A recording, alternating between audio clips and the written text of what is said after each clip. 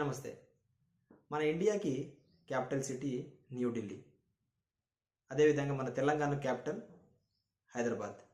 మరి ఆంధ్రప్రదేశ్కు అమరావతి. మీలో చాలామంది ఈ క్యాపిటల్ సిటీ వల్ల నాకేంటి ఉపయోగం, నేను ఎక్కడో అనంతపూర్లో ఒక విలేజ్లో ఉంటాను, నాకు గవర్నమెంట్తో ఏదైనా వర్క్ ఉంటే మ్యాక్సిమం నాకు విలేజ్ లెవెల్లో కానీ మండల స్థాయిలో కానీ మ్యాక్సిమం కలెక్టర్ ఆఫీస్ వరకు వెళ్తేనే నా పనులన్నీ జరిగిపోతాయి. నాకు అమరావతి వరకు వెళ్ళే పని ఏముంటుంది, అక్కడ మ్యాక్సిమం అక్కడ రాజకీయ నాయకులు, ఒక అసెంబ్లీ ఉంటుంది, రాజకీయ నాయకులు అసెంబ్లీలో ప్రజల కోసం అక్కడ కొట్టుకుంటూ తిట్టుకుంటూ ఉంటారనేది మాత్రమే మనం చూస్తూ ఉంటాం.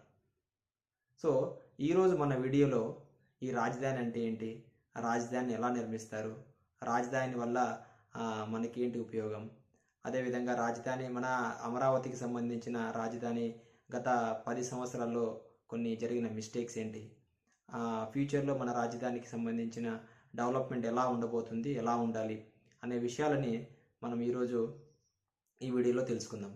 బిఫోర్ దట్ మీరు కనుక నా వీడియోస్ని రెగ్యులర్గా చూస్తుంటే సో ప్లీజ్ లైక్ చేయండి, సబ్స్క్రైబ్ చేసుకోండి, అదేవిధంగా షేర్ చేయండి. సో రాజధాని అంటే ఏంటి అంటే, మన రాజధాని అనేది it's like A head office. అంటే మన ప్రభుత్వాలకు సంబంధించిన ఏదైనా సంస్థ కానీ, ప్రభుత్వానికి సంబంధించిన ఏదైనా కార్యకలాపాలు కానీ, ఒక విలేజ్ స్థాయిలో అయితేనేమి, మండల స్థాయిలో అయితేనేమి, డిస్టిక్ లెవెల్లో ఏదైతే సంస్థలు ఉంటాయో అవన్నీ కూడా ఆ కార్యకలాపాలకు సంబంధించి, ఆ సంస్థలకు సంబంధించి హెడ్ ఆఫీస్ అనేది రాజధానిలో కడతారు. అక్కడి నుంచే కార్యకలాపాలను జరుపుతూ ఉంటారు. ఎగ్జాంపుల్ అసెంబ్లీ అయితేనేమి, సెక్రటరేట్ అయితేనేమి, హైకోర్టు అయితేనేమి, పోలీస్ డిపార్ట్మెంట్కి సంబంధించిన హెడ్ ఆఫీస్ అయితేనేమి, ఇలా ప్రతిదీ విలేజ్ స్థాయిలో వరకు ఉన్న సంస్థలకు సంబంధించి అనుసంధానంగా ఒక పెద్ద సంస్థ, హయ్యర్ అథారిటీ, అక్కడ చీఫ్ మినిస్టర్స్ అయితేనేమి, మంత్రులు అయితేనేమి, వీళ్ళందరూ కూడా ఒక హెడ్ ఆఫీస్ అనే ప్లేస్లో వర్క్ చేస్తూ ఉంటారు. ఎగ్జాంపుల్ మీ విలేజ్కి సంబంధించి ఏదైనా చిన్న వర్క్, ఒక రోడ్ కానివ్వండి, ఒక వాటర్ ట్యాంక్ సంబంధించి కానీ, సంక్షేమ పథకాలు కానీ, ప్రతిదీ మీకు అక్కడ దాకా విలేజ్ దాకా చేరుతుందంటే ఆ ప్రొసీజర్కి సంబంధించిన డిసిషన్స్, ఇంప్లిమెంటేషన్స్ ఎలా చేయాలి, ఎలాంటి చట్టాలు తీసుకురావాలి, ఎలా ప్రజల్లోకి తీసుకొని వెళ్ళాలి అనేది ప్రతిదీ కూడా ఈ హెడ్ ఆఫీస్ అంటే సెక్రటరేట్, ఒక క్యాపిటల్ సిటీలో ఉన్నటువంటి ప్లేస్లో ఈ రాజకీయ నాయకులు, హయ్యర్ అథారిటీ అధికారులు అందరూ డిస్కస్ చేస్తూ ఇంప్లిమెంట్ చేస్తూ ఉండే ప్లేస్ని మనము క్యాపిటల్ సిటీ అని అంటాం. అదేవిధంగా ప్రభుత్వ కార్యకలాపాలతో పాటు ప్రభుత్వానికి అనుసంధానంగా ప్రైవేట్ కార్యకలాపాలు కూడా, అంటే ప్రైవేట్ సంస్థలు కూడా అక్కడ హెడ్ ఆఫీస్ అనేది నిర్మించుకుంటూ ఉంటారు. ఎగ్జాంపుల్ కాలేజెస్ అయితేనేమి, స్కూల్స్ అయితేనేమి, హాస్పిటల్స్ అయితేనేమి, ఒక ఐటీ ఇండస్ట్రీ అయితేనేమి, మ్యానుఫ్యాక్చరింగ్ ఇండస్ట్రీ అయితేనేమి, ఇలా ఎటువంటి బిజినెస్ చేసే ప్రైవేట్ సంస్థలైనా కానీ వాళ్ళ వ్యవస్థని అక్కడ ఒక హెడ్ ఆఫీస్గా నిర్మించుకొని అక్కడి నుంచి గ్రౌండ్ లెవెల్లో ఎక్కడైతే డిస్ట్రిక్ట్ లెవెల్లో ఆఫీసులు ఉంటాయో, సంస్థలు ఉంటాయో దానికి అనుసంధానం చేస్తూ అక్కడ వాళ్ళు వర్క్ చేస్తూ ఉంటారు. ఇలా ప్రభుత్వ ప్రైవేటు కార్యకలాపాలు అనేది ఒక హెడ్ ఆఫీస్ నుంచి అక్కడ గైడ్లైన్స్ ఇస్తూ వర్క్ చేస్తూ ఉంటారు. సో ఇలా ఒక క్యాపిటల్ సిటీ అనేది ప్రభుత్వ ప్రైవేటు కార్యకలాపాలతో అనుసంధానం అవుతూ అక్కడ డెవలప్ అవుతూ ఉంటుంది. సో మన రాజధానికి సంబంధించి, అమరావతికి సంబంధించి ఇది కొత్త క్యాపిటల్ కాబట్టి కొత్త క్యాపిటల్ని మనము ఎలా నిర్మించవచ్చు, ఎలాంటి మినిమం రిక్వైర్మెంట్స్ ఉండాలి అని మనం గమనిస్తే, ఏదైనా కొత్త క్యాపిటల్ డెవలప్ చేయడానికి మొదట మనకు కావాల్సింది భూములు, ల్యాండ్స్ కావాలి, వాటర్ కావాలి, అదేవిధంగా మంచి ట్రాన్స్పోర్ట్ కావాలి, ఎలక్ట్రిసిటీ కావాలి, ఇన్ఫ్రాస్ట్రక్చర్ కావాలి. సో మన రాజధానికి అమరావతికి సంబంధించి మనము విన్నట్టు ఆల్మోస్ట్ 35 ఎకరాల భూములు, 35 ఎకరాల వరకు మన రాజధాని డెవలప్మెంట్ చేయాలని ప్రభుత్వం నిర్ణయించింది. సో మొదట రాజధాని డెవలప్ కావాలంటే as a ground work, basic infrastructure ఏంటంటే ఇలా రవాణా వ్యవస్థ కానీ, సీవేజ్ వ్యవస్థ కానీ, ఎలక్ట్రిసిటీ కానీ, ఇవన్నీ కూడా ఈ 33,000 ఎకరాలకు సంబంధించి ఖచ్చితంగా కంప్లీట్ అవ్వాలి. ఎందుకంటే ఇది బేస్, ఫ్యూచర్లో ఈ క్యాపిటల్ సిటీ అనేది ఎలా గ్రో అవుతుందో మనం ఊహించలేము. కాబట్టి ఖచ్చితంగా ఈ బేసిక్ నీడ్ అనేది 33 ఏకర్స్కి సంబంధించి కంప్లీట్ అవ్వాలి. సో దెన్ ఇన్ఫ్రాస్ట్రక్చర్ విషయానికి వస్తే ఇన్ఫ్రాస్ట్రక్చర్ అనేది కేవలం ప్రభుత్వ కార్యకలాపాలకు సంబంధించిన ఇన్ఫ్రాస్ట్రక్చర్ మాత్రమే కాకుండా ప్రైవేట్ కార్యకలాపాలకు సంబంధించిన ఇన్ఫ్రాస్ట్రక్చర్ని కూడా ప్రభుత్వం ఎంకరేజ్ చేస్తూ డెవలప్ చేయాలి. So infrastructure is nothing but కావాల్సిన బిల్డింగ్స్. సో మనం ఇప్పుడు అమరావతిలో చూస్తున్న బిల్డింగ్స్ మ్యాక్సిమం ప్రభుత్వ కార్యకలాపాలకు సంబంధించిన బిల్డింగ్స్ మాత్రమే మనం చూసాం. బట్ ప్రైవేట్ సంస్థకు సంబంధించిన బిల్డింగ్స్ అయితేనేమి, కార్యకలాపాలకు సంబంధించిన ఇన్ఫ్రాస్ట్రక్చర్ అయితేనేమి మనం ఇంకా అక్కడ చూడలేదు. సో ఇది ఇది ఈ విషయాన్ని మనం ఒకసారి పరిశీలిస్తే మన ఆంధ్రప్రదేశ్లో గత 10 సంవత్సరాల్లో రాజధానికి సంబంధించి ఎలాంటి మిస్టేక్స్ జరిగాయని మనం ఒకసారి పరిశీలిస్తే, మొదటగా ఫస్ట్ 5 ఇయర్స్లో రాజధాని అనేది అనౌన్స్మెంట్ చేసిన తర్వాత అక్కడ కేవలం ప్రభుత్వ కార్యకలాపాలకు సంబంధించిన ఇన్ఫ్రాస్ట్రక్చర్ మాత్రమే డెవలప్ చేయడం, అదేవిధంగా గ్రౌండ్ వర్క్ ఇంతకుముందు చెప్పినట్టు సీవేజ్ అయితేనేమి, ట్రాన్స్పోర్ట్ అయితేనేమి, రవాణా వ్యవస్థ అయితేనేమి,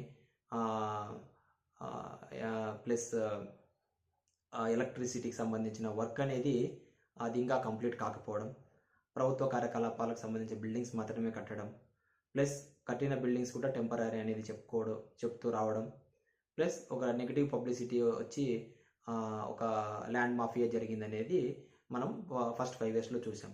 అదేవిధంగా గత 5 సంవత్సరాలు పరిశీలిస్తే 3 రాజధానులు అనే కాన్సెప్ట్తో గత 5 సంవత్సరాలు చేసిన అభివృద్ధి ఏదైతే ప్రభుత్వ కార్యకలాపాలకు సంబంధించిన బిల్డింగ్స్ వర్క్ అని అక్కడికే ఫుల్ స్టాప్ పెడుతూ డెవలప్మెంట్ అనేది ముందుకు వెళ్లకుండా పోవడం. సో ఈ విధంగా గత 10 సంవత్సరాల నుంచి మనము ప్రజా రాజధాని అని చెప్పుకుంటూ ఉన్నాం, కానీ ఇది ఒక పార్టీల రాజధానిగా మారిపోయింది. సో నార్మల్గా ఏదైనా రాజధాని కంప్లీట్ చేయాలంటే ఒక 5 సంవత్సరాలు, 10 సంవత్సరాలు, 15 సంవత్సరాలు, 20 సంవత్సరాలు అని ఏమి ఉండదు. ఇది రెగ్యులర్గా కంటిన్యూగా డెవలప్ అవుతూనే ఉంటుంది. సో ప్రభుత్వాలు మారుతూ ఉంటాయి, కానీ ఆ డెవలప్మెంట్ అనేది ఒకే చోట కంటిన్యూగా జరుగుతూ ఉండాలి. కాబట్టి గవర్నమెంట్ అనేది ఏ గవర్నమెంట్ అయినా కానీ ఖచ్చితంగా ఒక చట్టం అనేది తీసుకురావాలి. అది ఎలా ఉండాలంటే, ఈ క్యాపిటల్ సిటీ అనే ప్లేస్ అనేది మీరు ఒక హైకోర్టుకి వెళ్ళినా, సుప్రీంకోర్టుకి వెళ్ళినా, ఐక్యరాజ్య సమితికి వెళ్ళినా ఇక్కడి నుంచి ఎక్కడ మారదు, ఇక్కడే ఉంటుంది అని ఎలా ఉండాలి. అప్పుడు ఖచ్చితంగా ప్రభుత్వాలు మారినా, రాజకీయ పార్టీలు ప్రభుత్వం ఏ రాజకీయ పార్టీ ప్రభుత్వంలోకి వచ్చినా ఆ డెవలప్మెంట్ అనేది అలాగే కొనసాగుతూ ఉంటుంది. ఇది నేను ఇంతకుముందు చెప్పినట్టు ఇది ఒక నిరంతర ప్రక్రియ. ప్రభుత్వ, ప్రైవేటు, ప్రజల భాగస్వామ్యంతోనే రెగ్యులర్గా జరుగుతూ ఉంటుంది. సో అది మనము ప్రభుత్వం ఒక తీసుకోవాల్సిన డిసిషన్. అంతేకాకుండా ప్రభుత్వ కార్యకలాపాలతో పాటు ప్రైవేట్ కార్యకలాపాలకు సంబంధించి ప్రభుత్వము ఈ ప్రైవేట్ భాగస్వాములను ఇన్వెస్ట్మెంట్కి సంబంధించి బాగా ఎంకరేజ్ చేయాల్సి ఉంటుంది. ఎగ్జాంపుల్ తీసుకుంటే మన అమరావతిలో ఒక హైటెక్ సిటీ లాంటి ఒక ఐటీ ఇన్ఫ్రాస్ట్రక్చర్ని తీసుకొని వస్తే అక్కడ ప్రభుత్వ కార్యకలాపాలు ఎలా డెవలప్ అవుతున్నాయో, బిల్డింగ్స్ కానీ, రాజకీయ నాయకులు కానీ, లాయర్లు కానీ, ఐఏఎస్ ఐపీఎస్ అధికారులు అని ఇలాంటి ఒక గ్రూప్ ఆఫ్ పీపుల్ ఎలా డెవలప్ అక్కడ మూవ్మెంట్ అనేది స్టార్ట్ అయిందో, అదేవిధంగా ప్రైవేట్ ఆర్గనైజేషన్ వల్ల ఒక ఐటీ ఇన్ఫ్రాస్ట్రక్చర్స్తో సంబంధించిన ఒక బిల్డింగ్ వస్తే అక్కడ కంపెనీలు వస్తే ఆటోమేటిక్గా ఎంప్లాయీస్ వస్తారు. ఎంప్లాయీస్ వస్తే ఎంప్లాయీస్ సంబంధించిన ఫ్యామిలీస్ అక్కడ రావడం వల్ల రెసిడెన్షియల్ లేఅవుట్స్ డెవలప్ అవుతాయి. రెసిడెన్షియల్ లేఅవుట్స్ డెవలప్ అయితే అక్కడ ఒక స్కూల్స్ కానీ, కాలేజెస్ కానీ, హాస్పిటల్స్ కానీ, అదేవిధంగా షాపింగ్ కాంప్లెక్స్ కానీ, రవాణా వ్యవస్థ కానీ, ఇలా ప్రతిదీ అనేది ఒక డెవలప్మెంట్ అవుతూ వస్తుంది. సో మనం గత 10 సంవత్సరాల్లో మనం అమరావతిలో గమనిస్తే ఈ కమర్షియలైజేషన్ అనేది ఎక్కువగా మనం గమనించలేదు. అంటే ప్రజల మూమెంట్ అనేది మనం అక్కడ చూడలేదు. సో ప్రజలు ఎప్పుడైతే ఆ లక్షల్లో కోట్లలో మూమెంట్ అనేది అక్కడ చేస్తూ ఉంటారో క్యాపిటల్ సిటీ అనేది అలాగే డెవలప్ అవుతూ ఉంటుంది. సో మన ప్రభుత్వాలు చేయాల్సింది ఏంటంటే, ప్రభుత్వ కార్యకలాపాలతో పాటు ప్రైవేట్ కార్యకలాపాలకు సంబంధించిన, బిజినెస్కి సంబంధించిన ఇన్వెస్టర్స్ని ఎంకరేజ్ చేస్తూ అక్కడ సంస్థలు స్థాపించి వాళ్ళ ఎంప్లాయీస్ని వాళ్ళ బిజినెస్ని ఎక్స్పాండ్ చేస్తూ ఉండేలాగా డిసిషన్ తీసుకుంటే ఖచ్చితంగా అక్కడ ఒక మంచి మూమెంట్ అనేది, ప్రజల మూమెంట్ అనేది స్టార్ట్ అవుతుంది. ఆటోమేటిక్గా క్యాపిటల్ సిటీ అనేది డెవలప్ అవుతూ వస్తుంది. అంతేకాకుండా మన రాజధానిలో భూముల వాల్యూస్ అనేవి ఇంకా ఒక డెవలప్మెంట్ కాకపోయినా ఇప్పటికే విపరీతంగా ఎక్కువ ప్రైజెస్ ఉండడం వల్ల ఇన్వెస్టర్స్ అనేది వేరే ప్లేసెస్ చూసుకునే అవకాశం ఉంటుంది. కాబట్టి గవర్నమెంట్ ఈ విషయంలో ఒక మంచి డిసిషన్ తీసుకొని ఒక ల్యాండ్ వాల్యూస్ అనేది ఒక ఒక స్టార్టింగ్లోనే ఇలా ఇంత ఇంత హై రేట్లు కాకోకుండా ఒక కన్సిస్టెన్సీ పద్ధతిలో పెరుగుతూ ఉండేలాగా డిసిషన్ తీసుకుంటే ఖచ్చితంగా మంచి మంచి ఇన్వెస్టర్స్ వస్తారు. అక్కడ బిజినెసెస్ స్టార్ట్ అవుతాయి. సో ప్రభుత్వం డెవలప్ అవుతుంది, ప్రైవేట్ కార్యకలాపాలు జరుగుతాయి, ప్రజల మూవ్మెంట్ స్టార్ట్ అవుతుంది, కమర్షియలైజేషన్ జరుగుతుంది, ఎకానమీ బిల్డ్ అవుతుంది, రెవెన్యూ జనరేట్ అవుతుంది. అమరావతితో పాటు అమరావతిలో ఉన్న సరౌండింగ్స్ ప్లేసెస్లో కూడా ఇన్వెస్ట్మెంట్స్ వస్తాయి. ఇలా ఒక డెవలప్మెంట్ అనేది జరుగుతుంది. సో బేసికల్గా మనం ఒక క్యాపిటల్ సిటీ అనేది ఎలా డెవలప్ చేసుకుంటా అంటే ప్రభుత్వ, ప్రజల, ప్రైవేట్ భాగస్వామ్యాలతోనే ఏదైనా క్యాపిటల్ సిటీ అనేది డెవలప్ అవుతుందనేది నా అభిప్రాయం. Thank you.